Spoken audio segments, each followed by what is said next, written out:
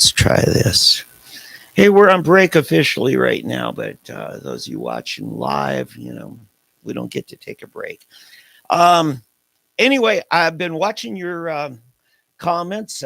Somebody, Silver Crown, thinks Nathan's going to destroy himself. Well, anybody in the public eye has to be careful. It's easy to get foot and mouth problems. Okay. Yes, we did lock the door, Eddie. I'm just reading these comments. So I pulled my microphone up.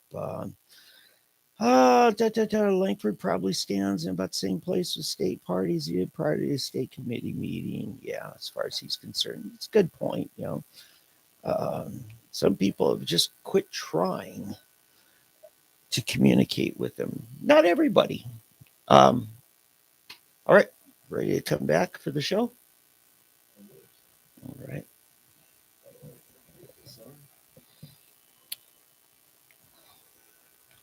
I'm going to start with the same music again. Ready. Go ahead.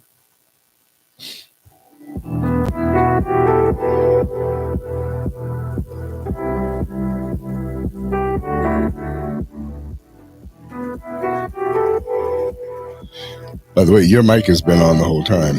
I just turned it on. Oh, you turned it on. Oh, because you were doing things. I was reading the comments. All right, we are back. All right, that was a good first segment. Yeah. With me getting all carried away. Oh, I thought in the middle of it. It was passion. Yeah, but I just went off on a whole different track there for a minute. But it was, it just felt. Listen, guys in talk radio know when you get that caller that has that passion, you get out of the way. Because sometimes you get just the most authentic messages. That caller, yeah. When this is Eddie, first time caller, long time listener. But yeah, and that's why they have their monologue at the beginning of the show to get it off their chest. Yeah, nothing else. Yeah, we need to have Eddie's monologue and Dave's monologue every week. Eddie's rant. Yeah, let you get yours. Yeah. Dave's diatribe. There you go. Yeah, there you go. Yeah. All right, David. So, that's Wayne Hill. We gave equal time. Nathan got to have his say last week. Yeah. Well, yeah. Wayne didn't really come against the party or against Nathan at all. I thought he was very well. I thought he was very gracious. I think he's a very good vice chairman. Yeah. I mean, I don't see any. Well, as somebody who ran the term before him, I wish I had known about him. I would have called him, tried to talk it, because I tried to talk a lot of better candidates than me into it. Yeah. It just no. I'm very impressed. I like him a lot. I think he's a good guy. I think he's good for the party. Mm-hmm. I'll be honest. I think I've explained this many times. I like Nathan. I have for a long time. I've known him for probably 20 years now. Yeah. Yeah, I just think Nathan needs to get a job. I Mm. mean, it's nothing personal. It's just my philosophy. I think, Nathan's been in this since he hit his 20s, basically, working for the government. Yeah. Worked for the city of Jenks, and then we started running in different things. And I've always, we talk about Joe Biden not having I think he was a lawyer working privately for maybe 2 years or something, and that's it. Yeah. We talk about all these guys that go from college into government work and then into politics, and they stay there until they're 90. Career politician. Career politician. That's the buzzword. And I just don't like it. It's the same thing I have with these young people that grow up in the church, become youth leaders, and then become pastors, and they never experience how can you minister to people in the real world if you've never worked in a real job? A lot of people say that about going to a Catholic priest for marriage counseling. Well, that's kind of true. I mean, You know who's my harshest critic on parenting? Oh, and we got to talk about parenting today. uh-oh. There's some new stuff. My harshest critic is a buddy of mine who never had kids. And he would get on to me, and I'd shut him up with this saying, yeah, I know. Listen, I was a much better parent before I had kids. You know how it is. Yeah. No, Yeah. no, I agree. You can't. Yeah, there's something about experience. Yeah. I can't. It's like me talking to an alcoholic. Mm-hmm. Okay, I cannot talk to an alcoholic from experience Mm-hmm. because alcohol or a homosexual, Mm-hmm. those two things have no attraction for me. Mm-hmm. I abhor alcohol Mm-hmm. after a certain point. Mm-hmm. In other words, I may have a beer. Yeah. I'll go out because I like to taste it. Refreshes me, at a certain point or with a meal. Yeah. After that, if I haven't, I will get sick before I would get high. Well, yeah. You go to most restaurants, it's either that or a high sugar drink. Yeah. That's your choice. Right. Exactly. Right. Or I like club soda. Mm-hmm. Oh, by the way, I've got a tip for you. If you go to a bar or any restaurant, if you're into carbonated water, okay. Mm-hmm. See, in Europe, if you ask for water, they're going to bring you carbonated water. In Germany, Mm-hmm. it's always carbonated. I like water. They're going to bring you bubbly water. Mm-hmm. You got to tell them Leitungs stilles Wasser, which means tap water, and then they may look at you and go, "What?" Because to them, flat water is not. Yeah, but yet their beer is warm. Well, it's not warm. It's just from the cellar, which is cool. So anyway, getting back to that. So what I'm saying is, those two things have no attraction to me. Yeah. I'm not attracted to men. I'm not attracted to alcohol. Okay. Mm-hmm. So I can't understand how or why. What is the deal with these alcoholics? What would cause a man to be attracted to a man or a woman to you see what I'm saying? Mm-hmm. How do you minister to somebody? How do you just tell them, oh, just stop it. But at the same time, I do have to watch myself and not looking at an attractive woman. Okay. I mean, I'll be honest, I'm a guy. And so because I know that I am a man and attractive women are attractive. Mm-hmm. And that's the nature of men. So I can see how a guy. Have you had your testosterone shot, Eddie? Maybe that's it. No. Testosterone or no testosterone. Or I can understand gluttony, for example. Oh yeah, because I like food. Exactly. Pride, maybe. Yeah. Anger. What do you got to be proud of? Road rage.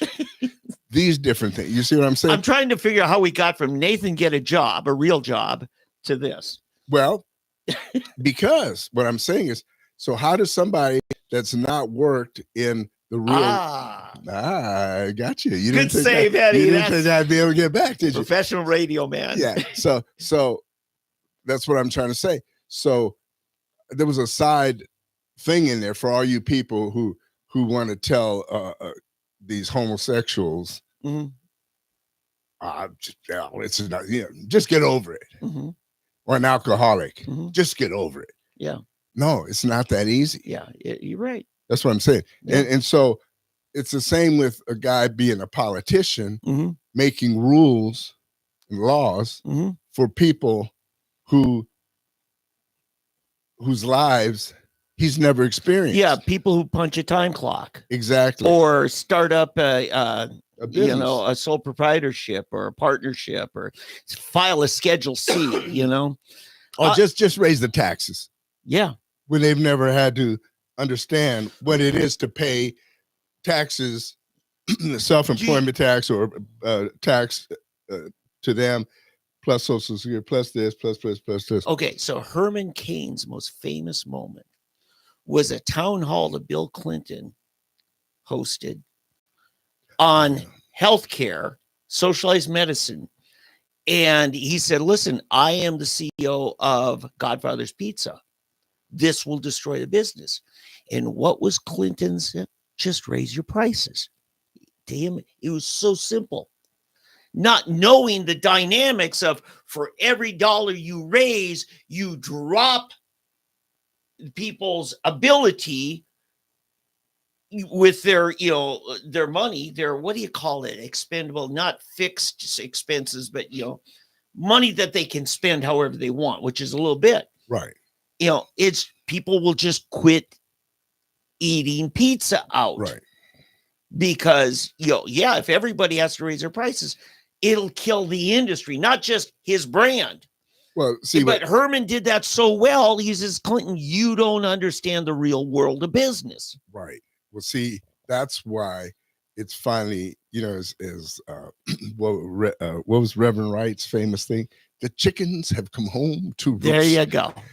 Well, they've come home to roost. What's come home to roost is raising minimum wage to $15 an hour in many cases, because see what happened, what somebody forgot to think about is the fact that when you raise your $7.50 an hour minimum to 15, the people that were making 15 can't stay at 15. Right. You got to raise them to 25 or 30. What? And the people that were at 30, it shoots everything up.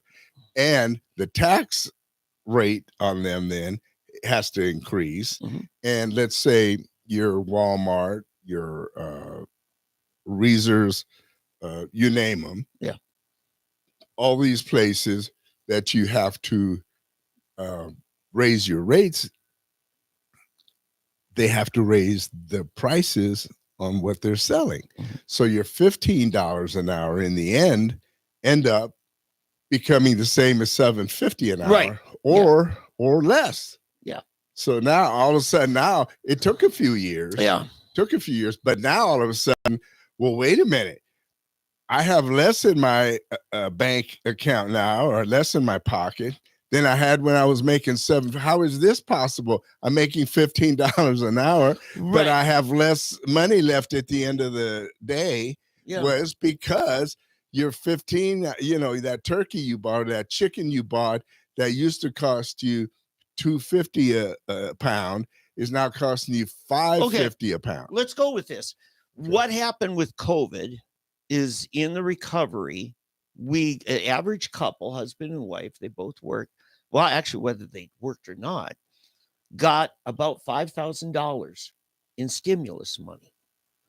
For a lot of couples, my daughter, their husband, they were able to put money down, close on a house, because they didn't lose their job, but yet they still got the $5,000. Right.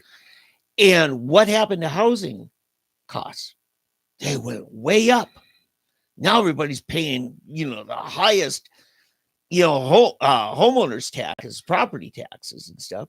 And now there's young people trying to get in the housing market that can't. And then the people who use that money for other things thought, oh, it's free money.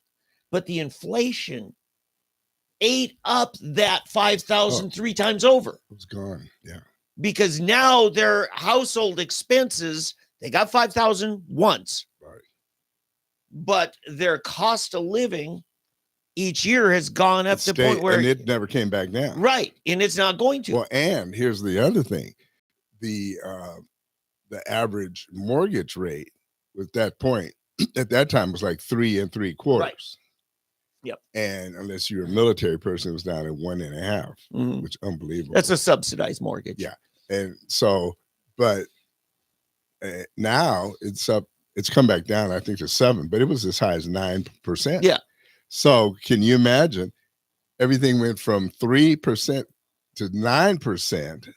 Man, that's... Yeah, you can't say it enough.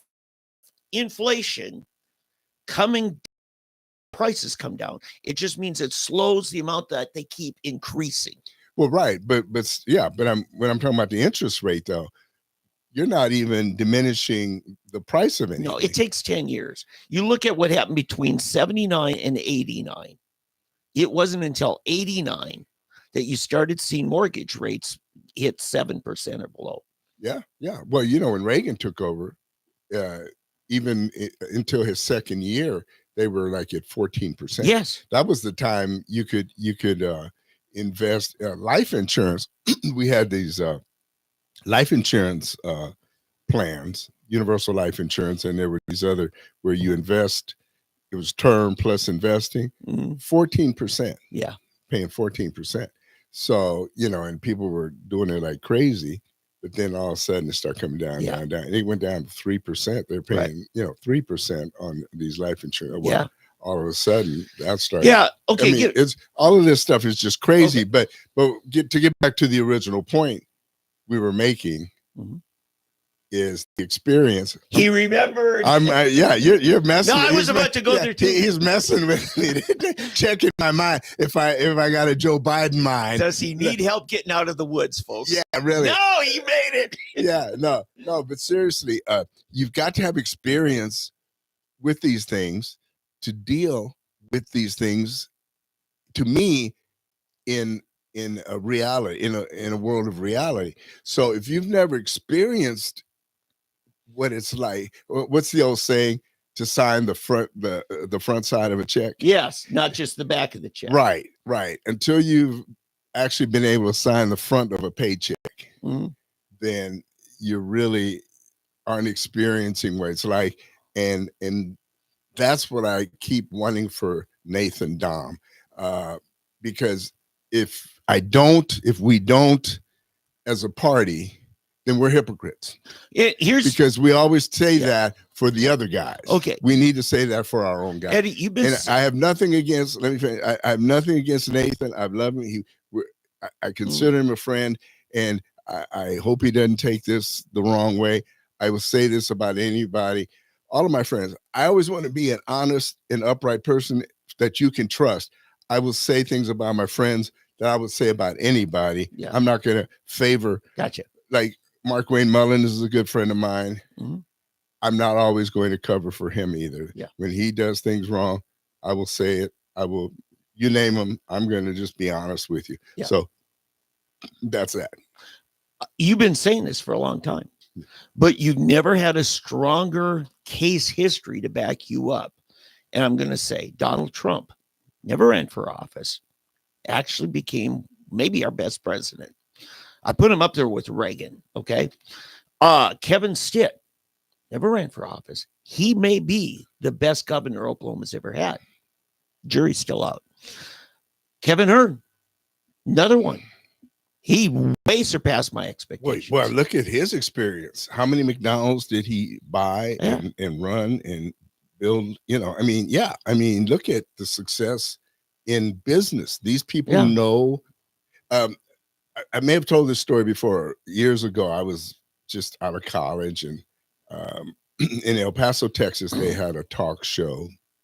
It wasn't all day. It was like an hour or so. And it was on a country station or something, but they would have this pause with this show, and an elderly lady called in, and she was talking about, and the only thing I remember her saying, God save us from these poor boys. she was talking about Richard Nixon. Yes. Go into that, because you told me that privately. It was awesome. Yeah. And she said, we don't want poor boys as president, because poor boys will rob us blind.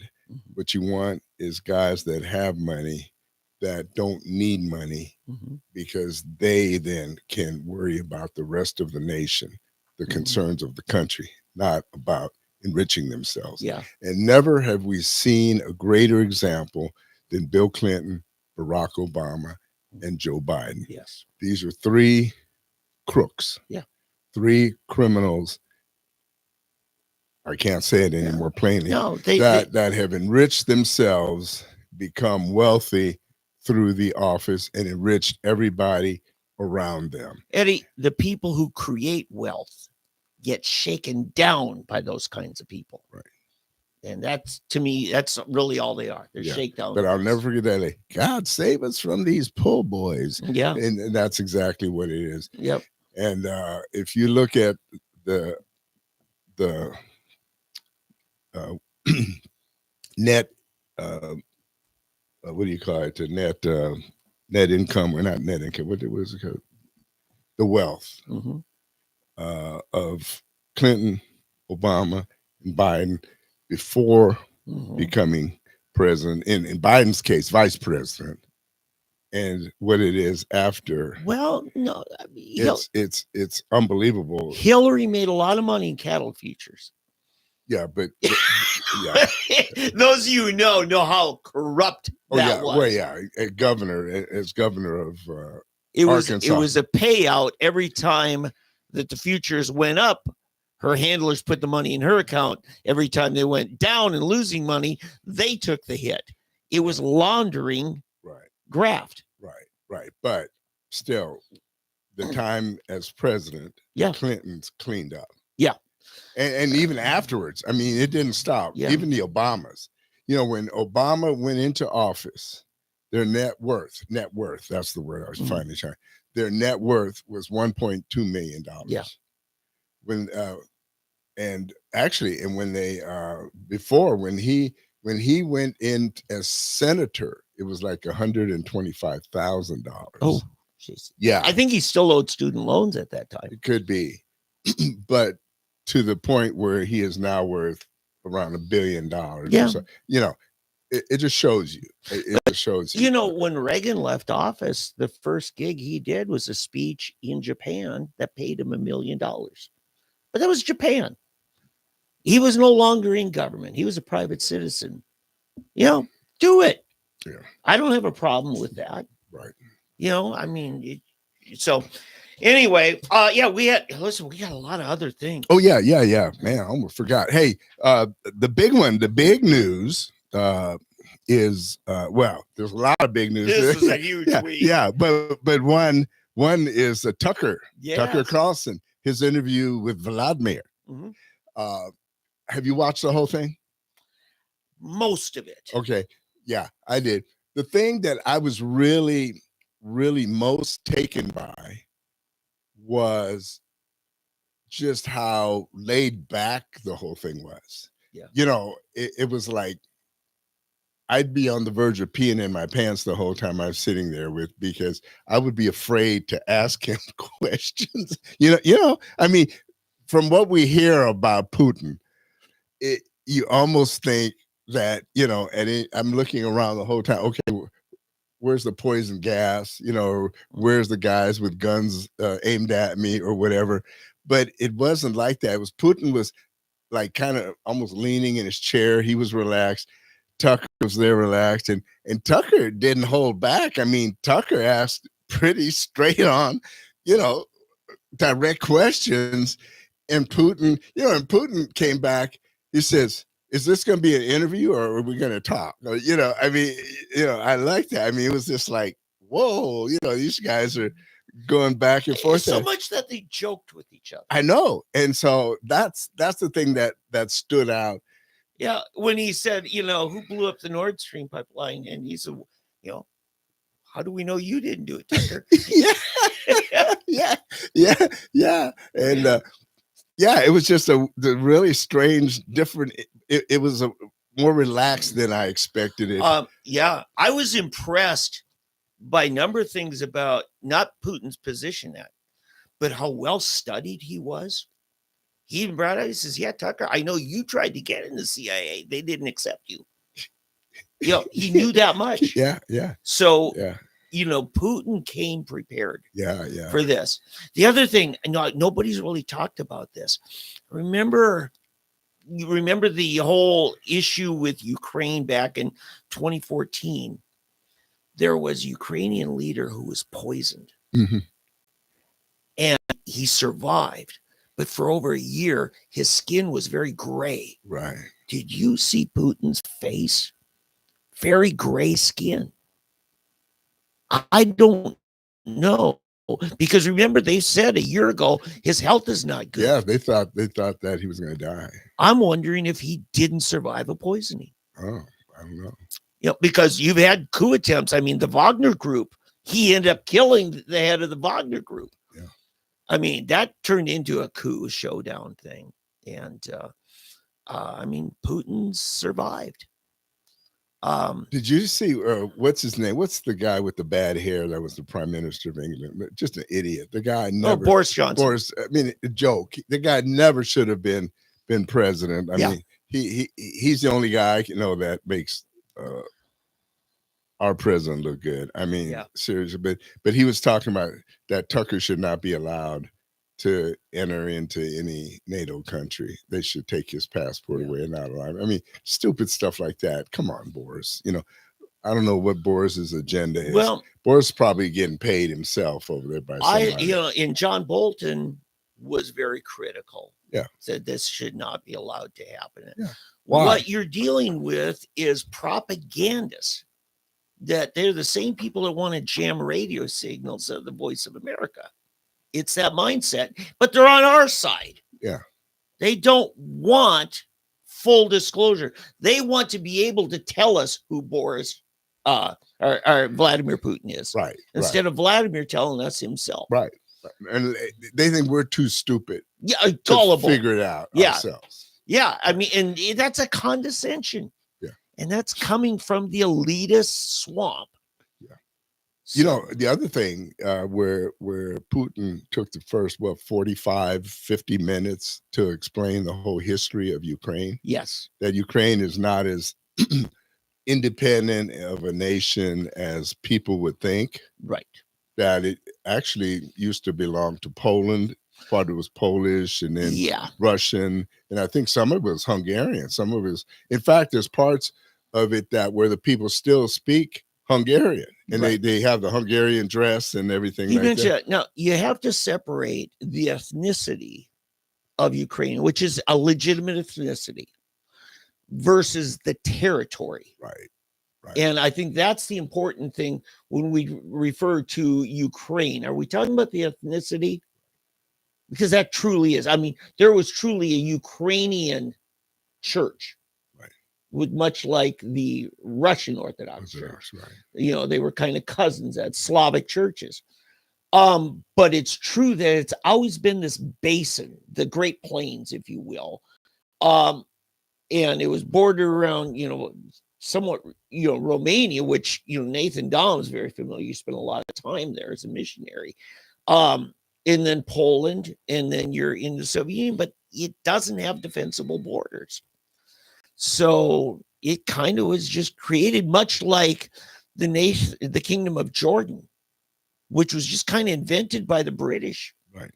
And the Bedouins who, have the throne are the minority there. Right. The Palestinians are the majority of Jordan, but they're with no power. Right. Which is funny because if the Palestinians had a right to any place, it would be Jordan. Mm-hmm. But nobody wants to mention that. That's exactly. Right. Now you're getting into very inconvenient truths, Eddie. Yeah, exactly. But so it's like the old basis of the Germanic wars, with even World War I and II, which was Germany, Austria, Hungary, and Poland. Mm-hmm. Czechoslovakia in particular. How much of Czechoslovakia was actually German? Because that was the border kept moving back and forth. Sure. It was Czech one time when it was German. Yeah. And part of Poland was Germany, but no, It was Polish. And then France, the Alsace-Lorraine there, that whole area there, one part, it was German. And in fact, if you go there now around Metz, that whole northern part of France, mm-hmm. they all speak German. Yeah. It's like, no, we want it. No, we want it. No, it's ours. And then one time it was this, so whoever has the power at the time, it's theirs. This is how I'm going to prove that I am a native of rural Minnesota. Is that the ethnicities in the jokes in the hierarchy? Do we tell Swedish jokes or do we tell Polish jokes? And my dad's mother, her family came from an area that we always referred to as Germany, but we find out, no, historically, it was Poland. And so finally, my dad tells me I'm part Polish. And I just had an absolute identity crisis. I can't be Polish. They're beneath me. Well, it, don't feel too good because, or too bad, because if you go to Holland, Belgians are worse than Poles. Yeah, I know. In But, fact, the funniest one I ever saw, you can buy a Belgian teacup, Mhm. and the difference in a regular teacup and a Belgian teacup, the handle is on the I inside. knew this was coming. No, I've heard that one before. Too no, many you don't have to times. hear it. They actually have a cup, which a Belgian teacup where the handle is on the inside of Yeah. the cup. Anyway, but I had to But see, tell. down here in Oklahoma, we just tell Arkansas jokes. Right, You right, know, yeah, yeah.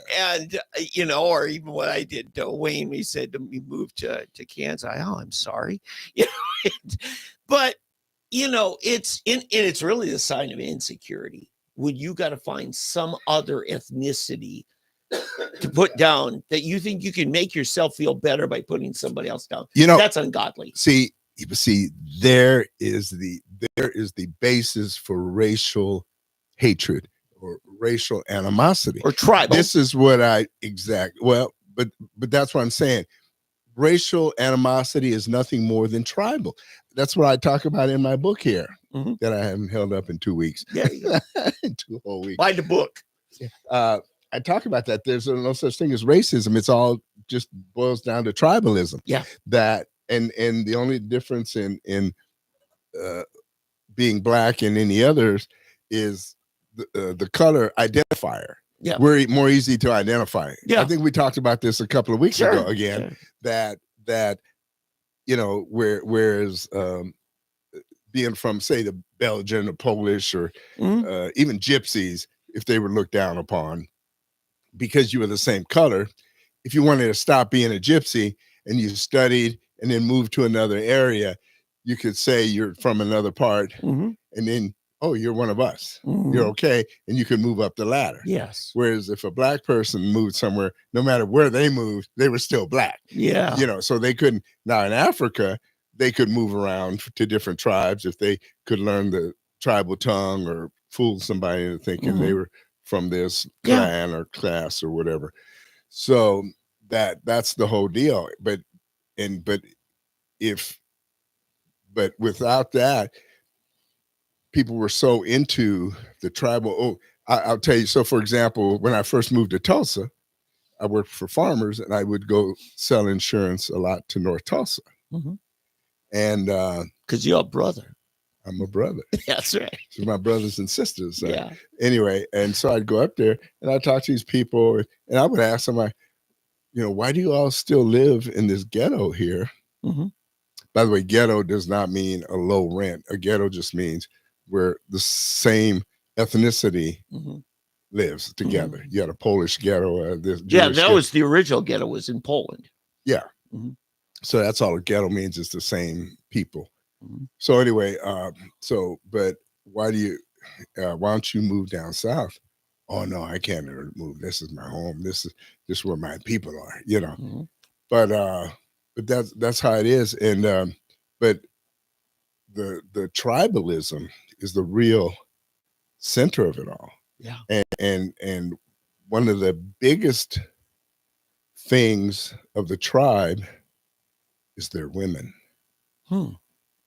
And don't mess with our women. Yeah. Yeah.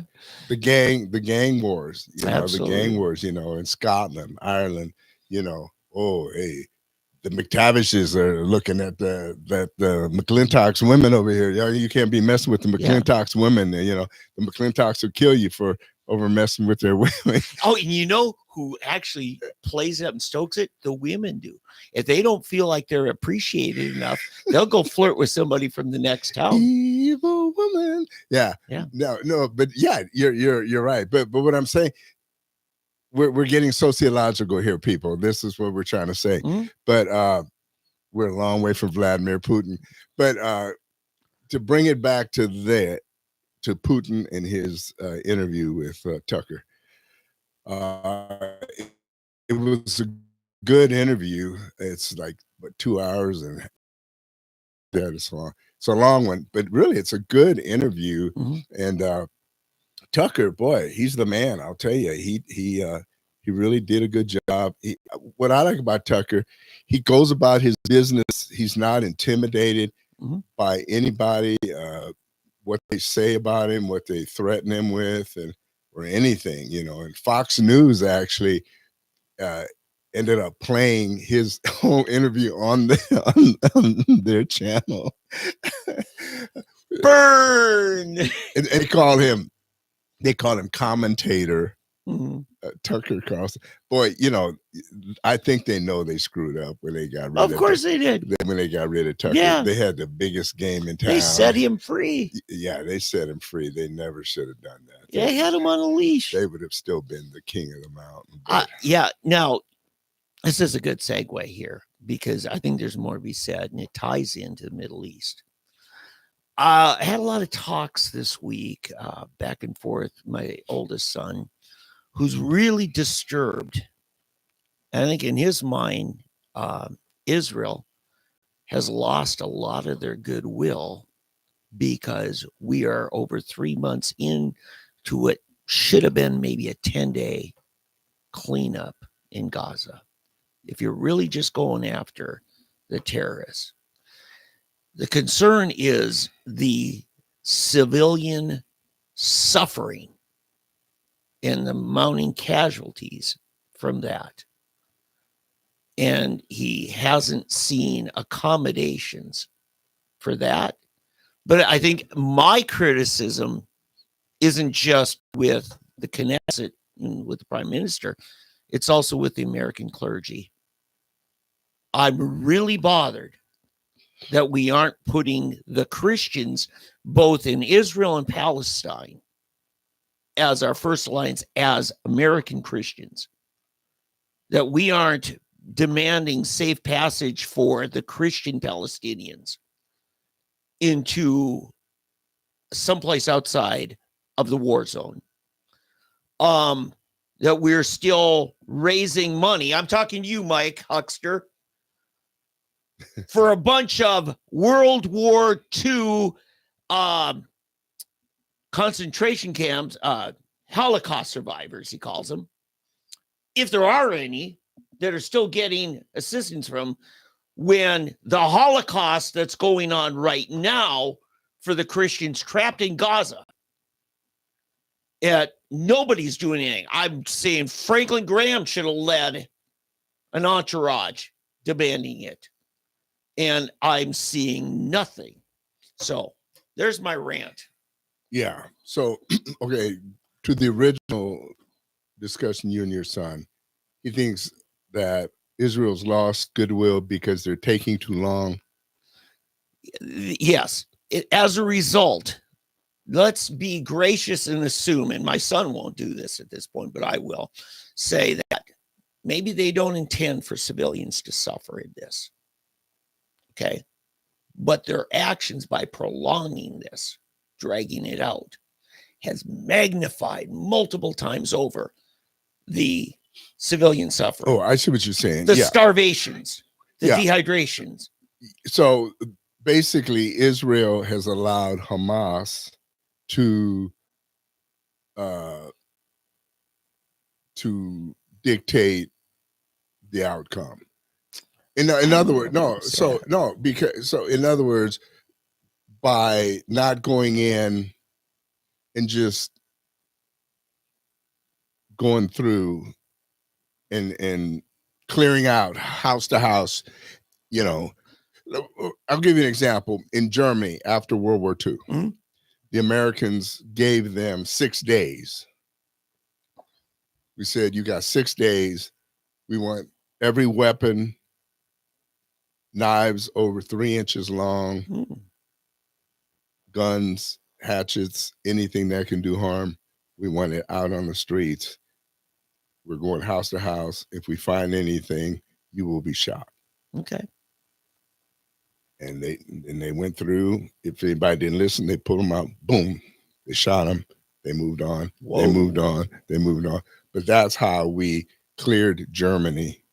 Wow. And yeah, that sounds like a war crime by today's standards. Well, yeah, but that's the problem. That's the difference in today and then. But that's how we end up in situations like Israel is in. See, I don't blame Israel necessarily. I blame the UN. And I think be honest with you, I think the UN has outlived its usefulness because the UN has now been weaponized against the free nations Mhm. and has been overrun and overtaken Mhm. by the Islamic and the uh, imperialistic nations. Yeah. And I, and you can't do it that way. We cannot. Israel has become just like America. They're too worried about what the rest of the world is. They used to not be that way. what I'm saying here is we don't really know if Israeli hasn't Israeli Defense Forces have not cleaned up because it's that big of an enemy, or they're just saying, well, we just haven't finished because is this an intended cost that they're putting on the civilian population for housing them, for not overthrowing Hamas for 15 years? We don't know this, and we're not getting a lot of clarity. Right. And I'm just saying there's a lot of people who are beginning to be, call them conspiracy theorists, whatever you want, saying this is starting to stink. This should have been pretty quick. Gaza's not that big.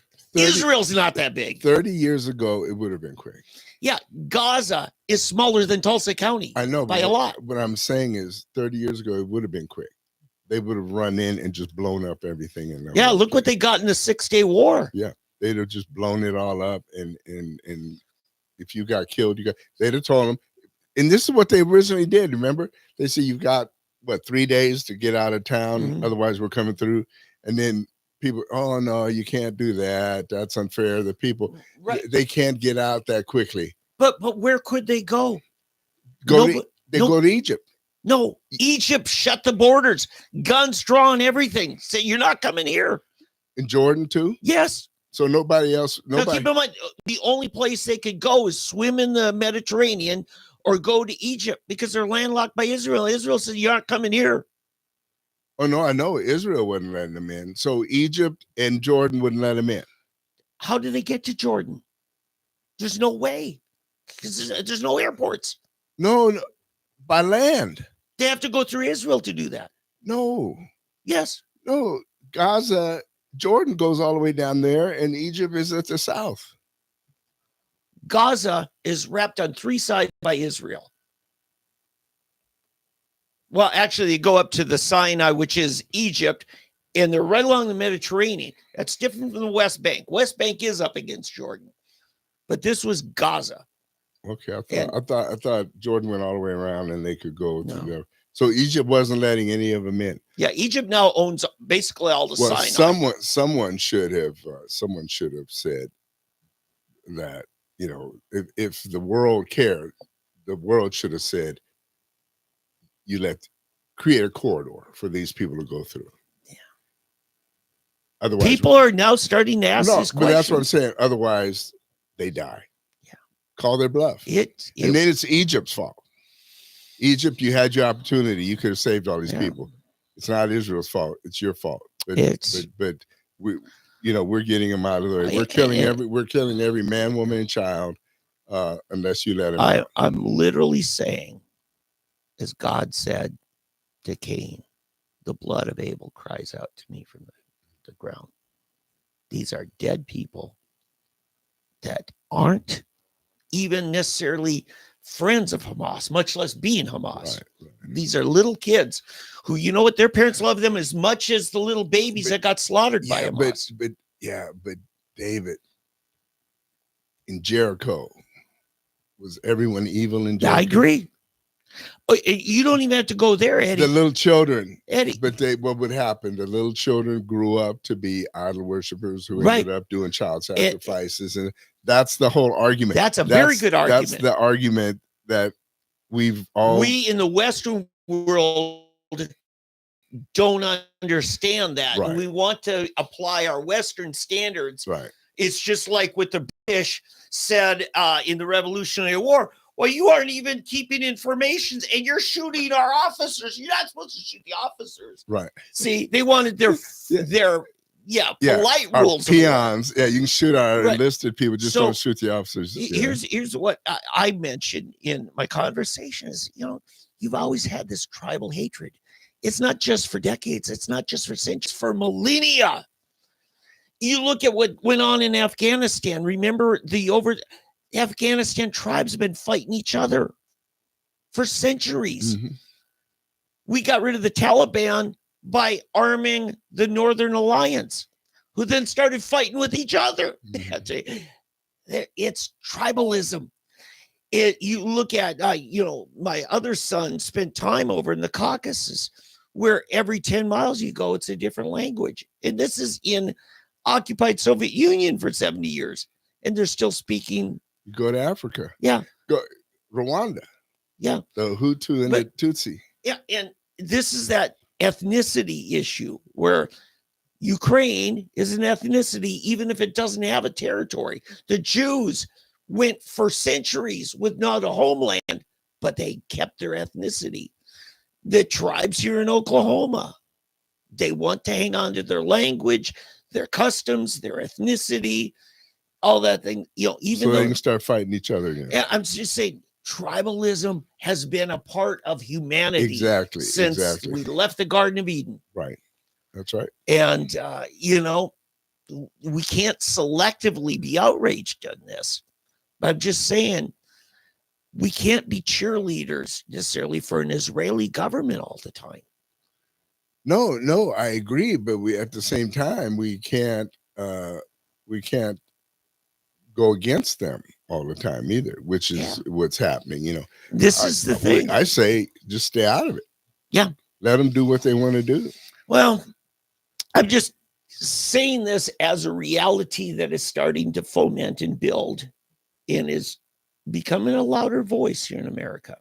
And I've always... Well, listen to, okay, as Christians, okay, as biblical, Bible-believing Christians, okay, you either believe that the Jews are God's chosen or you don't.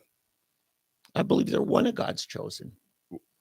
Well, I don't see anywhere where it said that he amended that. Every epistle, we are the grafted in. Grafted into what? The Abraham seed. Exactly. But did he ever say that seed? In other words, if we're grafted in, that means his seed is still his chosen, right? The righteous, yes. And Abraham obviously received a promise, but he's not the only one God made a covenant with. We're not talking about the only one, but his seed is still his chosen. And then Paul said, what difference does circumcision make if you're not of faith, if you don't believe? It doesn't matter. It's still his seed. If you read Romans 9, this is probably for another time. We need to get into the whole replacement doctrine. Okay, this is a big issue today. Replacement theology. People that believe Christians have replaced the Jews when as it his comes chosen. down to the individual, you stand before God the day you die. Right. It doesn't matter what your bloodline is. That's true. Nevertheless, God has made a covenant with Israel that he will never break. He's not going to break his covenant with Israel. Yeah. But he has chosen to graft Christians, the true believers, into that tree. Okay. Yeah. Now, it has to be those who truly believing Jews. Okay. Faithful believing Jews. It's not saying just circumcision isn't going to save you. Right. Just because you had a moil come along and do the deed isn't going to save you. But there are Jews who are Bible believing Jews, and I believe that one day they will see. They will. Oh, absolutely. But Christians that are grafted in to the faith. So what I'm saying, God still has a covenant with his people. Okay. And therefore, I believe that uh, that's why he still comes to save them. And I believe that Armageddon is still going to happen there, and it's going to happen on behalf of the Jews. And Jesus is going to come back for the Jews. Yeah, there are And the clear believers, promises that are very much tied to that bloodline. That's what, and as the world stops believing that, it draws closer and closer to that day. Yeah, and I will say there are a lot of Messianic Jews in Israel. Yeah. And they are being persecuted by the Hasidics terribly. Yeah, and I believe CBN you're going to get more, and it's going to grow. And I stand with them as I stand with the Palestinian Christians, the Armenian Christians, the believers, the salt of the earth from all the tribes. I do too. Yeah, I do too. And so that's why I don't cheerlead for this government or that government. I cheerlead for my brothers and sisters in Christ first. Okay. Yeah. Okay. And I'm not cheerleading for anyone. Yeah. I mean, I'm not cheerleading for anyone. Yeah. I don't want to see war and suffering and people dying and being killed. I don't care who it is. I just don't want to see evil prevail. Yeah. And Hamas, Hezbollah, Iran, you name them. Yeah. They're all evil. Yeah. And they must be defeated. Yeah. And I don't care who defeats them. I'm adamant about that Israel had every moral duty as a government to avenge and protect by going after Hamas for the share, just as same as the way we went after Al Qaeda after 9/11. Right. And for America to sit back and tell them, you can't, it goes back to me telling the story about a fair one in Philadelphia. Yeah. Okay. Yeah. I mean, it's the same. It's just funny how simple it is. Yeah. And until you've actually experienced, that's the problem with America. We're too far from living in Europe, to Western Europe. We're too far from having to live with any danger, with any real peril. Right. We're too far from to know what it means to have to be ready to deal with it. Yeah. And it's going to come upon us, and we're going to have to be ready. And at that point, you're going to have to throw out all your rules. Yeah. Because your rules aren't going to matter. I agree. We're blind very much to a lot of the realities unless you live there. When you realize that Israel is way smaller than the state of Oklahoma, and every square inch of land is a precious fought over thing and has been for millennia. And who really needs the wake up call is Black America. Yeah. Because they have got a wake up coming. Yeah. When they get overtaken by Hispanics. Yeah. From all over the world, and Hispanics who really don't give a rip about them. Yeah. Who think they're the lowest on the totem pole. Yeah. And that's the first group they're coming after. That's when the wake up call goes in. Hey. We don't care about your Martin Luther King. We don't care about your what's her name? I can't think of her name that wouldn't give up her seat on the bus. Rosa. Rosa Parks. We don't care about Rosa Parks. We don't care about W.E. Du Bois. We don't care about any of that crap. We don't care about Barack Obama. It's Cinco de Mayo N-word. I mean, seriously, that's what's going to end up happening. At that point, Black folks who are diminishing our population through abortion, and which we have given to them. Yeah. We used to be 18% of the population. We're down to less than 10 now. Oh, yeah. And just stupidity, foolishness. And just because I just read the Super Bowl, it's going to open again with Lift Every Voice, the Black national anthem. They're going to sing have a choir or somebody sing, Lift Every Voice and sing, that everybody's supposed to enjoy, rich liberals. Yeah. That's who brought us that. It's rich liberals. Yeah. They're assuaging their guilt. Yeah, they can assuage it all they want, but wake up time is coming. Anyway, I just thought I'd throw that out because I think it's happening more and more, and it just tied into the whole tribalism thing, which is another narrative that is the Russian-Ukrainian war, tribalism. Yeah. Read the book, folks. Yeah. Y'all have sinned. Yeah. Hey, also, I don't know which order I should do this in. Let me see. We'll do this. Joe Biden. Mm. A verdict came out in his theft of secure documents, secret documents. What was a non-indictment came out? Well, yeah. Well, that's true. That's true. They're not going there, right? Then, yeah. But Special Counsel Robert Ben-Hur, Mhm. I threw that Ben in there. It's for those of you that don't know, Ben only means son of her. Yeah. So because his name is Her, he obviously had a father named Her, which makes him son of her. So let's just call him Ben-Hur. So Special Counsel Ben-Hur decided not to indict President Biden. Why? For theft of top secret documents that he had in his garage, in a library in Delaware, and at the University of Pennsylvania, and probably about 100 other places. But he decided, because Mr. Biden's memory was significantly limited, both during his recorded interviews with the ghostwriter in 2017 and in his interview with our office in 2013.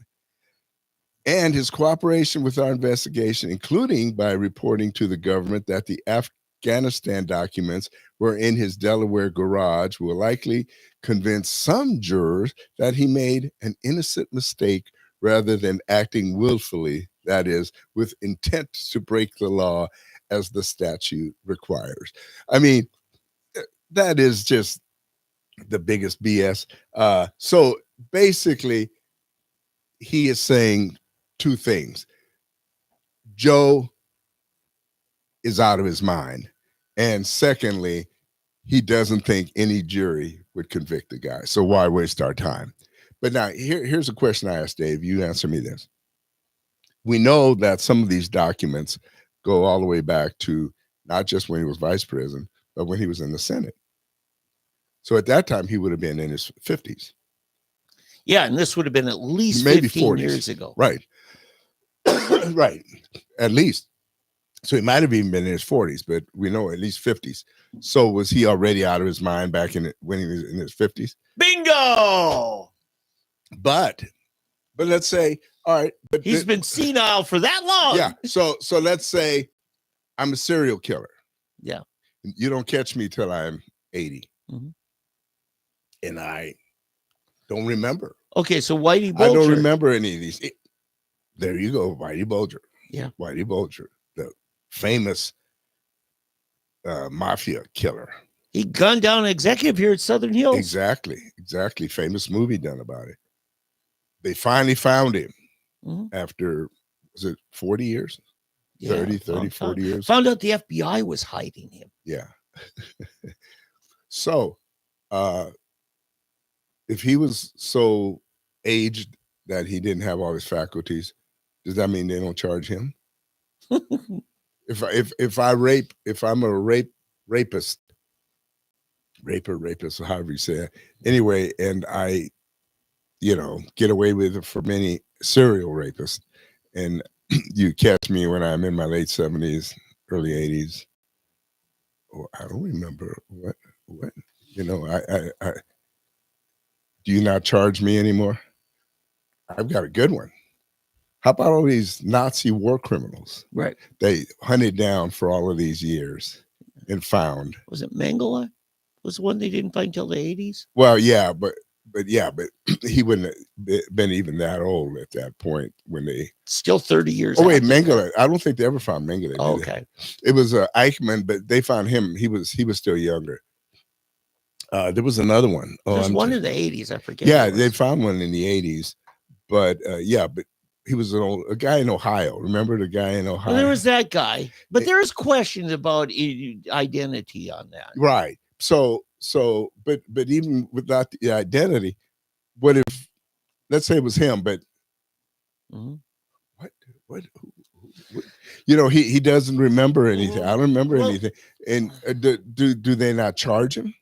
Can I clarify something? Because Please. There is a proper procedure, and it does involve an indictment, arrest, a conviction, a sentencing, and then, and only after the sentence Is it because you've got to put the record? If he's guilty of it, that's separate from is his current condition warrant incarceration. Take Gene Stipe, for instance. Powerful senator, corrupt as can be. They eventually put him in prison. He ended up dying in a mental hospital. Okay. They never let him out. I had a neighbor who was convicted for writing hot checks. He ended up, somebody attacked him, bit him, and he got terminal hepatitis in jail, in prison. And he got paroled on that hardship. He had already served 10 years and moved back across the street from me. Was a great neighbor, great guy. But you see, they did not pardon him. They didn't not convict him. So you have to establish what is just. Did he commit a crime? Was it a crime when he committed it? Mm-hmm. And the whole humanitarian thing you have to set aside as something post-conviction. So I want to clarify. So if you want to be a humanitarian, that's how you do it. You still convict him. Exactly. Yeah. Yeah, this thing is just, but here's the sweet part of it. This is what's so funny. By not convicting him, but using the excuse that he's senile, Ben-Hur actually did more damage than had they charged him. Yeah, they set up a 25th Amendment issue. Right. So it's like throwing a grenade into the middle of the whole situation. He panicked. Joe went on TV. And proved he was senile. It's like, I'm sorry, I stepped on your punchline. No. It's like all of a sudden after that, because he just totally blew it. It's like somebody said, how did his wife let him out? How did he escape and do that? And Ducey went after him like I'd never seen. Ducey's always been, but he didn't hold back. Peter Ducey, the Fox News correspondent there. But yeah, this is it's gotten crazy. So, and this is all in the last 48 hours. Yeah, this is and now I'm hearing people say, Democrats, we don't have anyone to replace him. Oh, yes, they do. Well, but they're acting like they don't. Yeah. So here comes Michelle. Yeah. So either they're lying or maybe Michelle's saying, I'm not interested anymore. I know. As I brought up back in 2022. Yes. You've been saying this a long time. It's becoming more and more likely every day. I'm pretty. In fact, it was on the cover of Fox News Online today about Michelle. I'm thinking they're going to wait until the difference I have in the book that came out in 2022. In the book, the writer said she was following the pattern that Barack had, that she was going to start picking up delegates in January and start campaigning and so forth. I think what you're going to see, she'll do a PR thing. She'll start appearing with Oprah. And she'll have a book tour. Yeah, probably a book tour. Yeah. Or like Hillary, a listening tour. Yeah. Like Hillary ever listens. So she'll be doing her appearances, this and this. And then come convention time, they'll spring it. Mm-hmm. And they'll probably have her as president and Gavin Newsom as vice president. Mm-hmm. And that's probably, it's going to be Obama Newsom. Yeah. That's what I'm thinking. I think the only thing, before then, you might see Hillary trying her best to get back, because she's already started. You saw her this last week try to come out of her hole. Yeah. And she's just as disgusting as she always Well, if was. Hillary comes out, you got to ask her. So how's Libya doing now that you've liberated it? Yeah. Because it's a hellhole. Yeah, it's horrible. It was much better under Gaddafi. Oh yeah. than it is Well, now. there's so many things they can use But against you Hillary. take listen, it wasn't just Libya. The whole Arab Spring was coordinated through the CIA under Barack Obama. The Arab Spring was a CIA operation. How's Syria doing?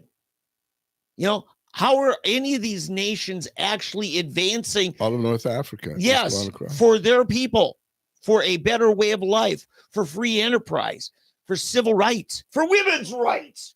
You know, I mean, it's a wake of destruction. I also got to say, it's the military-industrial complex that made money off of these things. Right? They're still making money. The And only difference is they shifted towards the west or a little further north to Ukraine now. Okay. Mike Pence yesterday said we have to start bombing Iran. He has always been a military-industrial complex guy.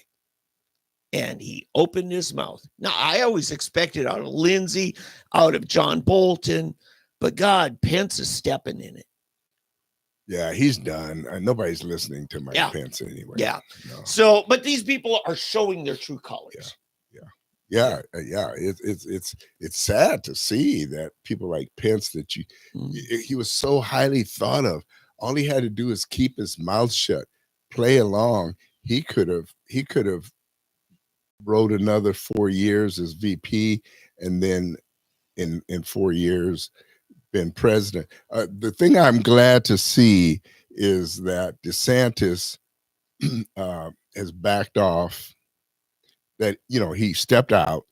He's backing Trump, and I think people will forget the whole thing between him and Trump. And I think that in 4 years, DeSantis can still come back and run for president. As things stand, it makes sense. A whole lot's going to happen. A lot can happen between now and then. Yeah. So I think just to wrap up on the whole scenario of Michelle Obama. Yeah. The big question for me is, are the Democrats going to actually let their delegates at the National Convention decide it? Or are they going to play the charade until afterwards and let the 168 members of the DNC, Democrat National Committee, the insiders, the 3 from each state, like Nathan Dahm, who sat here, is a member of the RNC. Are they going to do this as an inside game, or are they going to do it in front of national television at the convention? They're going to do whatever Barack tells them. Yeah. I think he's been calling the shots the whole time. Yeah. And it's not so much Barack. I'll tell you who's really the guy who I think is the Antichrist, to be honest with you, George Soros. I think Soros runs Barack, and then Barack runs, he's his little henchman that runs everything else. He's the puppet. Yeah. Wow. They're very much on the same page. Yeah. So you also wanted to talk about a mama that just got convicted of a school shooting that she never. Yeah, that's interesting. Yes, there was a school shooting. Michigan? Yeah, it happened, I think it was 2 years ago now. And the kid was psychotic. But what happened, the parents bought the gun for him and gave it to him. They bought it for him, gave it to him, AR-15. And the kid goes to school and kills his fellow student. No, they bought it for him much earlier. Oh, yeah. I mean, they didn't buy him that day, and then Right. You live in the country. Like I did. My dad say, hey, you just pass your firearms, go deer hunting with me. They got a good deal on a Savage 30-06. Yeah. At 12 years old, I had a much more powerful gun than an AR-15. Yeah. Oh, yeah. That's what's so funny about it is that the people don't know that there are more powerful weapons than an AR-15. Yeah, it's barely more than a 22. Right. Exactly. Yeah, that's basically it's a 22.3. A little bit more powerful. Yeah, 22.3. Yeah. And what makes it's the grain the powder. It's got more power. Mhm. Higher velocity is the only. Hardly any kick though. That's why they like it. I know. Yeah. See, mine, God, I had a bruised shoulder first time I fired Oh, that 30 30 out 6. 30 out A 6. 12-year-old skinny kid like me, Yeah. prepubescent. Oh God, it just beat the snot out of my shoulder. Yeah. But My dad said, "Make a man out of you, boy." well, plus the just how loud it is. Oh yeah. But so anyway, but the kid had issues anyway, Mhm. and the parents knew it. And the parents knew the kid had it. But here's the real rub for me with this whole deal. Okay, they've sentenced now the mother. They've sentenced her to jail time. I didn't hear that. I got the conviction, but I didn't hear. Well, yeah, well, the conviction, they're about to sentence her to jail time, right? But they convicted her of being guilty of her son's murdering these kids. Okay, I believe it's negligent manslaughter is what they convicted her of. It's important. Any more nits you need to pick? It is important on this. Well, it doesn't matter. They're still convicting her of manslaughter. Yes. Okay. All right. So, all right. And the husband is still waiting his conviction or non-conviction or whatever. So, but here's what gets me. Okay, is the school, whether they have any culpability in Ooh. Yeah, because he kind of left out some important things his timeline. The school, after the kid already owned a gun, after all these things, he started developing, antisocial behavior, number of things. They told the parents, you got to get help. He needs a good assessment, psychiatric assessment. The parents ignored it. Right. The parents did nothing. Now I'm finding out it has nothing maybe to do with it, but everything to do with it. The mom was carrying on extramarital affair at the time. We're only now finding that out. You just got negligent parenting here, and it's a pretty strong case. Mm-hmm. But at the same time, I think your point about why did they keep letting the kid in school? Exactly. If they thought he was in such bad shape and they're putting it all on the parents, that's the thing. They never go after bureaucrats. Right. Yeah. No, the kid had exhibited some very, erratic behavior in the school. Mm-hmm. And the school should have taken some precautions to keep the kid out of there, out of his own harm's way and other students' harm's way. Mm-hmm. And so that is so there are a lot of factors there, but this is the first case where parents are actually being having been prosecuted Mm-hmm. for the act of a child. So we'll see how it all turns out, how many years they give her or not for this, or the appeals process and all of that. Oh. I mean, what do you think? Those of you on Facebook, let us know. Or on YouTube, let us know what you think. Should parents be held responsible for the acts of their child? I personally, in a case like this, I think yes. I think they should. Yeah, it's painful because you know where they want to go with this. And as a parent, you feel like you're being stepped on, questioned, undermined by government. And the government never holds themselves to the same standard they want to hold you to. And I would say, if the government was so much better at parenting than parents, why are foster kids in such bad shape? You'd think they'd be the best raised kids if the government was so good. Yeah, no, yeah. My point is not that. Yes, the government, I think, is also culpable in many ways. But what I'm saying, at the same point, that doesn't mean I let the parents off the hook. Right. So what I'm saying is, we do need to start holding parents liable for certain acts of their kids. Yes. Otherwise, you just have these free range, they talk about free range kids. Yes. And that's what's going on. You got a lot of parents that just don't care. They just, I don't know what it is in our society. You and I were free range kids. Most kids, the 70s standards of parenting was really free range compared to the way it is. I wasn't free range until, well, actually, in a way, and I think about it, yes, I was. It was my parents were just very fortunate that I didn't. Well, maybe not in Philadelphia. Well, even in Germany. In Germany is when I really was. Right. Saying, I mean, there's part as much as we wanted to pick on Hillary about the whole "it takes a village." Back then, the village actually worked better. I mean, Well, yeah. Let me tell you. For example, when my dad was in the army, Mhm, and I lived when we lived on a military base. mhm, Uh, I'll give you an example.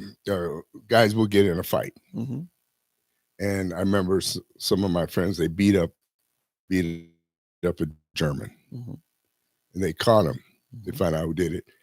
They shipped the entire family back to America and Exactly. Yeah. punished. They court-martialed the dad Mhm. because his son's Yes. behavior, and it Right. happened all the time. If the kids got caught with drugs, the kids stole something. If they did anything, Right. they punished the father. Right. When I screwed up in my hometown, my biggest fear was they would tell my parents Mhm. because I knew I was going to get when I got Right. home. Right. No matter what the school did to me for what I Right. did at school, my biggest fear was what would happen to me when I get home. You don't have that in many of the single parent families of Right. urban America. And, I think you got that factor. I think the other thing I want to say, you were a big part of helping get Epic online school started. And then COVID hit, and all of a sudden, all these public schools had to develop an online thing. I was talking to a school board member up here in Shoto Maisie School District, as COVID was winding down. I said, "So what are you going to do with your online school?" And he says, "Oh, we'll probably just kind of mothball it." And I said, "Don't get rid of it." I said, "You guys have finally invested in something that, one, helps you compete against Epic, and I think competition is always good, Mhm. and we need lots of Epics out there. But more importantly," I said, "you now have an alternative school that doesn't cost you like it did. Being on campus should be a privilege for good conduct. If a kid can't behave himself on campus, you don't suspend him, you just switch him for the rest of the semester to online. If they had done that for this kid, they could have protected their campus. Yeah, that's true. This Michigan shooter. Exactly. I think that's one of the things you could reasonably hold the school district accountable for. If you're going after parents, then let's be circumspect and go after everybody who didn't do their job and with the same punishment level, because I think a bureaucrat ought to face jail time just like a parent does. They come after the private sector, but they never hold government to the same standard. Oh, I agree. I don't know about jail time, but at least a demotion or firing or something like that. That would be a better way to do it. I mean, I don't think you can jail a school administrator or teacher for a kid shooting somebody. But and If kids died because I somebody didn't do their I job. understand, but at the same time, there's a difference in a parental responsibility and a school person's responsibility. Let me use an example. The guys who started Epic, David Cheney, Ben Mhm. Harris, they're facing many years of prison for what a public school does all the time and never. And I think that's wrong. I'm Exactly. totally against that. I'm just saying, if you're going to And you go know what this, that's about. That's nothing but punitive action yeah, because the school does not like the competition. That's all that right. is. I'm saying these were private sectors, school resource providers. They were contractors. Yeah. Yeah. And what I'm saying is, they never go after the public sector, the government agencies, like they go after the private sector. Okay, but just because of one evil, don't bring in another one. Right. I just want parity. If people are negligent and kids died because of it, Mine is go where the fault lies, the greater fault lies, and let the punishment fit the crime. And in this case, yeah, the parents, you know, yeah, Eddie, I'll tell you, I'm tell you speaking what. to a broader issue. You're Yeah, right on this. yeah. Specific. Oh well, thank you. Yeah. And I agree with you. I agree with you. Okay, if they're going to do this to Cheney and Harris and Ben, then what's her name ought to be under the prison. Yeah. with the Deborah Gist. blonde hair, Yeah. white streak. Yeah. Yeah, that's just ridiculous. Yeah. As I said, you and I both know what this is about. Yeah. Okay. It has nothing to do with better education or real crime. Right. They're afraid. It's fear that this competition has proven itself Right. to be better, and it endangers the unions and Right. their exorbitant pay Right. and benefits. And This is the deep state in Oklahoma. yeah, that's what it exists. That's what it is. Yeah. So I don't have any hard news left. I got something funny. Okay, give me some fun. There is, oh gosh. Down in Lexington, Oklahoma, just south of Norman, maybe 30 miles. Sheriff's deputies responding to a call. A guy holed up in his own home with a gun and refusing to. Is this true? This is a true one, but it's funny. Okay. It's video. Actually, the Young Turks carried it, but it wasn't their story. They carried somebody else. But it was in town. And you had a sheriff's SWAT team all there on site, and the chief of police for the city police, mad as hell at why weren't we told about this? And they got into physical altercation to law enforcement agencies, and testosterone going haywire here. I think I saw that. I sent you the link last night. Okay, yeah. That's in Oklahoma. Okay, I didn't realize it was in Oklahoma. And it's just a bunch of got in this. The sheriff went in without notifying the local police. Yeah, and he has jurisdiction over the whole county. Right. But it's all about this is my domain and I'm the king. And the police chief got out. He was outmanned. There's only him and one of his, it looked like both parties could have stood to push back from the dinner table a little bit. Yes. And but you remember down kind of in that same area, not far away, back about 10 years ago, highway patrolman, Trooper Martin, pulled over the ambulance because he thought one of them gave him the finger. Whatever happened, because the guy died. That officer died. The officer died. Later, after some health issue. I don't think it was COVID, was around, but yeah, he's gone. Whatever happened with the suit? I couldn't. Oh no, it's gone. Nobody was ever prosecuted on that. But there was a lawsuit. There was a civil suit. Yeah, that's a good question, because he choked an ambulance paramedic. Yeah, he pushed him up against the ambulance. Right. And his first complaint was they're going up a hill with a gravel shoulder, and the ambulance carrying a heart patient to the hospital, but not with sirens going, because they didn't want to stress the patient, older woman. And they're going through town. His cop is at a convenience store where he's responding to a call, and he sees him. He claims the driver gave him the finger. Right. So he gets in his car, forget, my call here. I'm going to go pull that ambulance over. And the paramedic says, I got a patient. We got to get to the hospital. Right. That was probably the finger. He was probably doing something like. Yeah. And they finally asked the driver. He's probably doing this. I got a patient, and the idiot cop thought he was flipping me off. But this is Officer Martin, just back from a tour of duty in the Middle East. Yeah. And, where, I got the M16, I'm in charge here. Felicia, bow down to me, kind of.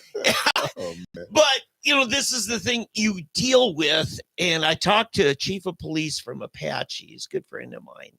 He said, when you put on your badge and your uniform that morning, you got to ask yourself, look in the mirror, am I a warrior or a servant? And your whole mindset.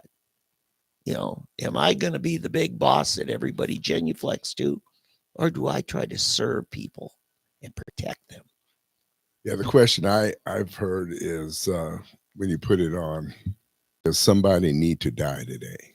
Yeah. Ooh, there you go. Yeah, and because either me or the other person. Yeah. So when you go out, in other words, that would stop. You need to ask yourself that question before you shoot. Or put yourself in a position to get shot or killed.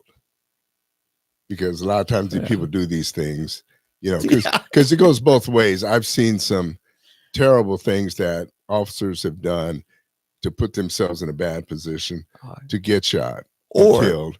fail to do, and a bunch of Uvalde public school kids Yeah. are left to die because he didn't want to put himself in harm's way. Right. The police chief. Or killed, shot people that didn't need to be shot. Yeah. That so for another discussion. Yeah, but anyway, folks, we got to get a hold of our law. Just learn some tact. They're good cops. I tell you, Tulsa. I've run into both. I think I've told the story. I've had some really great interactions with cops. They're funny. The funniest ones. I mean, I think I told them when I was on Riverside and this car pulls out from a side street and just going slow, and I just it was a Chevy, Malibu, and I thought it was some elderly person and just got in my way and was going slow, and I was there, so I zoom around him and shoot by him and cut back in front of him. I don't have my seatbelt on. Next thing I know, whoop, whoop. I didn't see that there were hidden lights. You know what I'm saying? Nah, that's just wrong. You shouldn't do that. So I try to slowly edge my seatbelt on it. I've never done that. Yeah. And the voice says, "Nice try, buddy. Nice try. You got to have that on before I stop you." Yeah.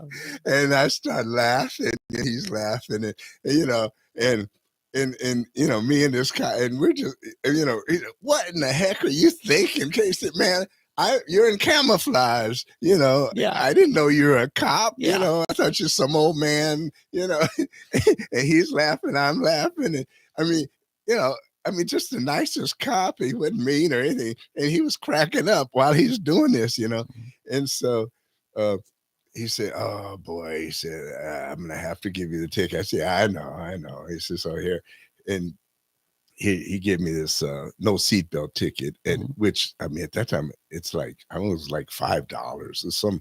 For a long time, it was $20.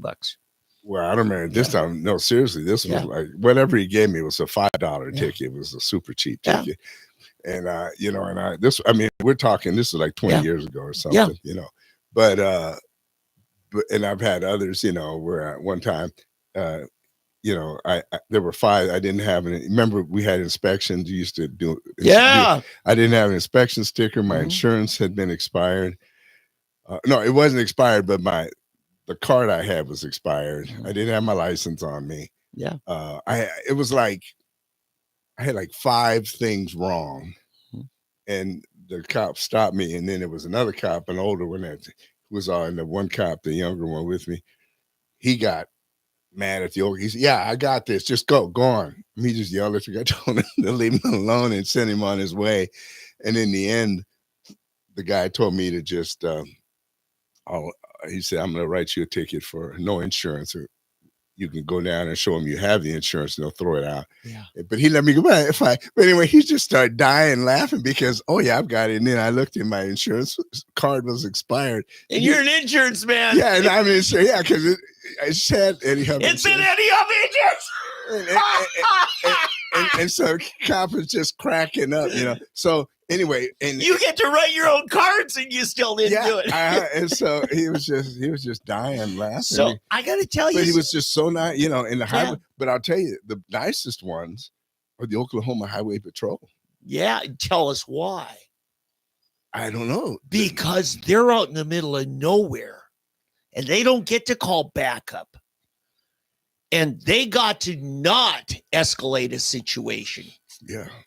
To me, that would be the scariest. The guy, especially way out, west in the Panhandle. They don't do frivolous stuff. 50 miles from anywhere. Yes. I mean, you talk about dangerous. Yes. Wow. Yes. And out country folks often have a shotgun behind the seat of the pickup. Right. But I got to say, I got stopped one time. I was dealing with some real big stress issues, and I come up to this intersection. It's backed up, and I got to make a left turn. And I mean, they had lanes closed. I make the left turn, and bam, a sheriff's deputy pulls it. He says, "Did you not see that no left turn sign up there? It's this is a construction zone, and we just had to just not do because it was backing up traffic." So, oh no, I said, "I'm sorry." I said, "I'm dealing with family matters, some health issues, and I just." He said, "Were you wearing your seatbelt?" And I go, Sound like me. "No, no, I wasn't." He says, "Well, I'm going to write you the ticket for no seatbelt." Because you were honest about that. I knew you weren't wearing a seatbelt. Because you were honest, I'm going to ignore the no left turn violation, which is a much bigger ticket. Yeah. And this one will cost you. This was in 08. It was $20. Yeah. Because I was honest. Well, and you know, insurance wise, see, a no seatbelt doesn't up your insurance. Yeah. Because it's not a moving violation. Right. We consider that. So it's funny how those work. But yeah, and even in I was going to DC one time. I went from West Virginia into Virginia and didn't realize. And the speed limit dropped 10 miles an hour from 75 to 60. I'm sorry, from 70 to 65. It was 5 miles. So I was doing just above 70. And so I think I might have told this story, but anyway, the guy stops me, you know, but he let me go, you know, and I had a Coast Guard Academy sticker. So over there, Coast Guard means something over here in Oklahoma. In West Virginia? In Virginia. Oh, okay. I mean, it was Virginia, and I moved over to Maryland. I moved into Maryland from West Virginia, but it was interesting that how they were, you know, he saw that but I mean, just in general, highway patrols, even I told the story about it in Holland, how even the lights police, which they call the kingdom, the kingdom police, big old, you know, 6'5" guys wearing these suits, look like they're astronauts, you know, they scare you to death. I mean, seriously, and they're carrying Uzis, you know, over their shoulders and driving Porsches. Look like Dolph Lundgren, kind of, you know, Rocky V. Yeah, kind of, but you can't really see that because they got helmets on. Oh God, yeah, stormtroopers. Yeah, more like stormtrooper, but all leather. But the coats are these long things that flare out. Oh wow! And it's all leather, and these boots that go above their knees. They come all the way up mid. Are these motorcycle cops? Well, they got some on motorcycle, but the others are in these Porsche Targas with the tops out. Oh, okay. And they're flying down the freeways, you know, but just scare you to death. And then they stoop down and lean on your window like this and look in. Oh, Document here. Yeah. Hello, sir. How are you? Yeah. And I'm fine. Wow. They say, "Did you know your light is out over here?" Oh, wow. No, I didn't. Oh, well, just want you to know you may want to go get that fixed. Yeah. Yeah. Okay, you know, but anyway, yeah. So these are different, but no, law enforcement generally is very good. City police sometimes can be jerks. Not all of them. I've probably most of them I've dealt with have been nice. I've only had 2 bad experiences in Tulsa with them, but the rest of the time, I've always had good experience with the police. Yeah, I got one other news thing. I just got to at least mention it. Supreme Court heard the Colorado ballot case. Yes, that's very important. Oh my God, those liberal women on the Supreme Court really had problems with what Colorado did. I was pretty. Jonathan Turley was saying, I think we're going to have a unanimous on this. It was basically, they were going at it more from this should be something resolved at the national level, not at the state level. See, they were anti-states' rights. So they were coming at it from a completely different thing than you and I would go at it from. Right. I mean, I would go at it from, wait a minute, you know, you did not give Trump due process of law and you took away his liberties. And they don't see it as a constitutional right to be a candidate for office. They were arguing more you were depriving the constitutional rights of the voters. So anyway. Which in a way is right. I mean, you know, in a sense, they're right. You're depriving Trump of his rights too. They did not acknowledge that. Right. It's both ways, but at the same time, you're you're denying the nation its rights. Yeah, you're undermining democracy is what you're doing. Right, right. Colorado is being the very thing they claim to be against. Right. They're saying Trump is undermining democracy. No, you just did. Right. Hey, one last thing. Mm-hmm. Super Bowl. The Niners. Well, I'm just saying Super Bowl. Yeah. Tomorrow. Yeah. I'm going to stick with my prediction. That's the 49ers. Yeah. There's a lot of hoopla. To me, the tragedy of this year's Super Bowl is that it's been hijacked by the whole Taylor Swift.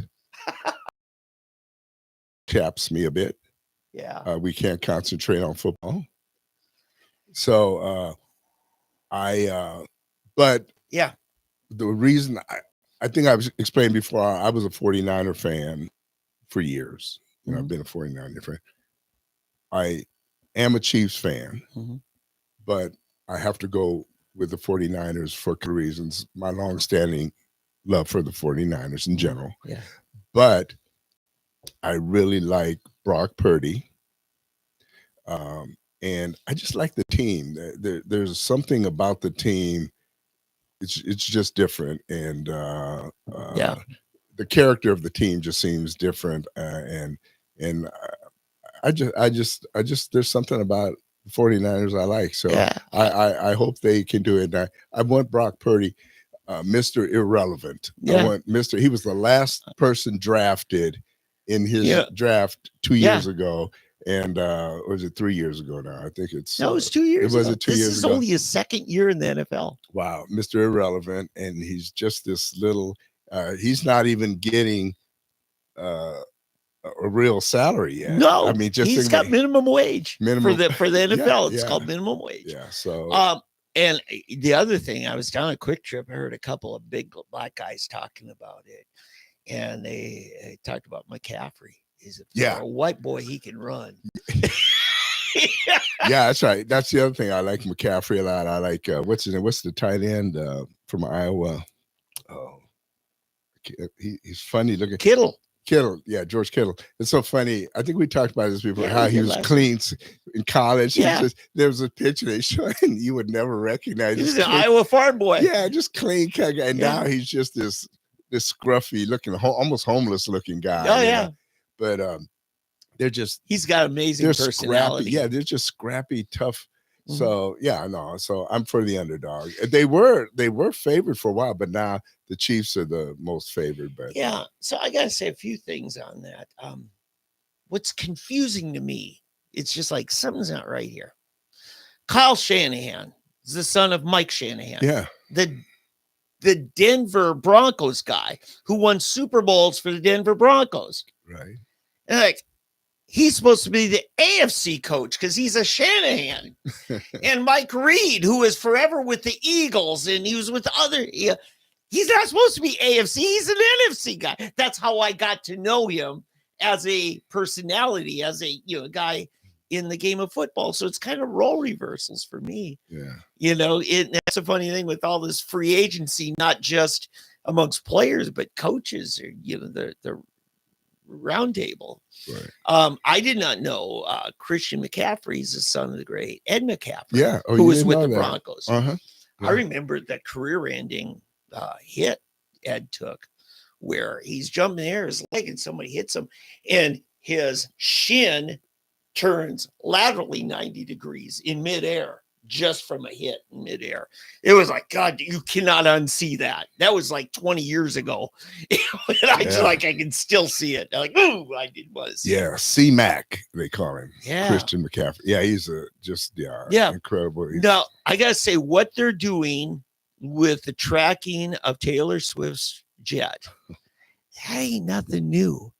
Do you know who I first heard doing it? Yeah, with the mayor. KFAQ. Yeah. It was a Chris Medlock show. Michael Bates would call in and said, here's where her plane is today. Because she was flying around, hoping to pitch different arena ideas and baseball park ideas.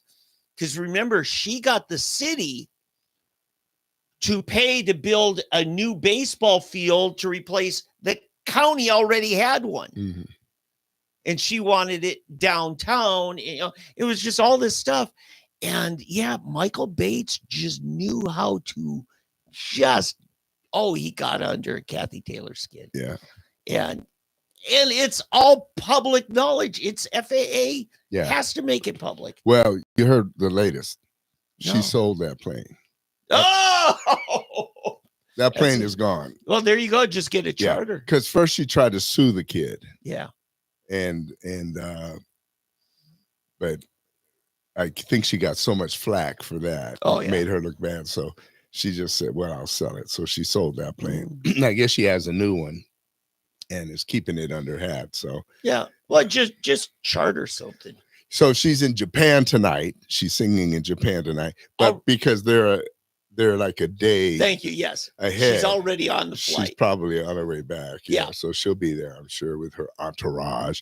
Yeah, because it's already Sunday morning. Yeah. So I wonder if whoever the singers are or whoever's doing the performance isn't going to, here's our friend Taylor Swift. And she's going to be up there singing at a halftime or something, but I don't know. Yeah. And speaking of that, a tie-in segue, the guy who gave Taylor Swift her start. Oh, yeah. Toby Keith. From Moore, Oklahoma. Passed away. Yeah. He's the one who gave her big break. I know. And she is not mentioned. Oh, she hates it. It's politics. Yeah. I mean, listen, this whole Kelsey Travis thing, Travis Kelsey, it is such a contrived thing. I think so. It's all publicists make up these things. You really think that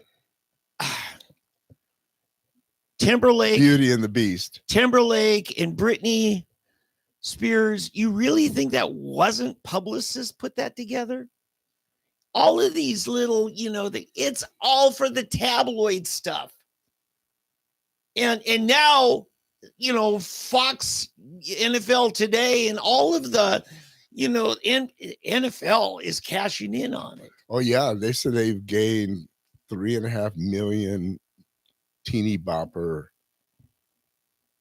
or maybe 300 million. I don't know. But there's some immense number of new young fans that have now joined the NFL, and they're all wearing the new chic is the Kansas City jerseys, right? So it's right, and the Kelsey, which I guess he gets some royalties, probably. Well, 80 if it's an 87 jersey, right? He sure does, right? And so that's how he paid for the publicity. They're not cheap.